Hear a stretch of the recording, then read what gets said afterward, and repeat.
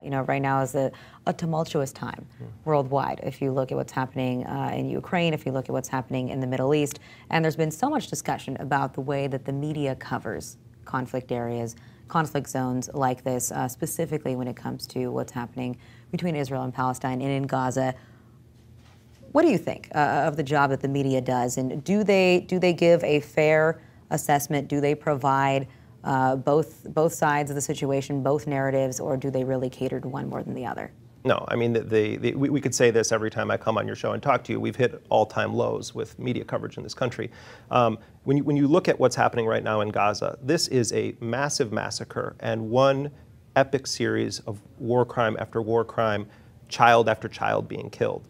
And most news organizations are forced to acknowledge that the Palestinians and its children and whole families are being killed. They're forced to because cameras are there. They're forced to because there are reporters that are on the ground reporting on that.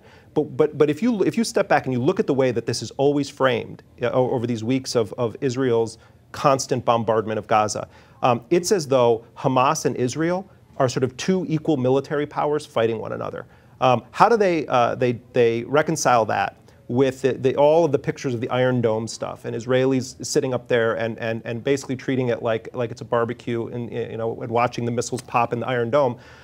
We're talking about a nuclear-powered nation that has a history of systematically killing Palestinians, indiscriminately targeting civilians and civilian institutions.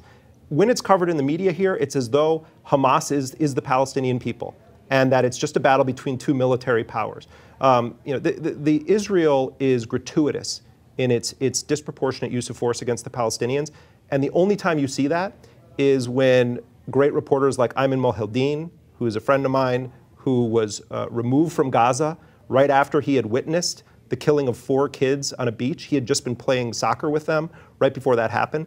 And of course, you've covered that, and that's a story unto itself. There's a scandal happening right now at MSNBC with Rula Jibril. Benjamin Netanyahu and Israeli propagandists are largely given carte blanche to say what they want on American television with very little pushback. People should watch the interview that Jon Snow, a British journalist from Channel 4, who's a legendary sort of anchor, who actually is in Gaza right now. He's a fairly old man, and he went to Gaza. He interviewed the Israeli government spokesman and destroyed him. And that's how it was presented around the world. It's so pathetic that what was actually just a tough, good interview is viewed as having destroyed the spokesperson. Why do people perceive it like that? Because it never happens. You don't see that on American television.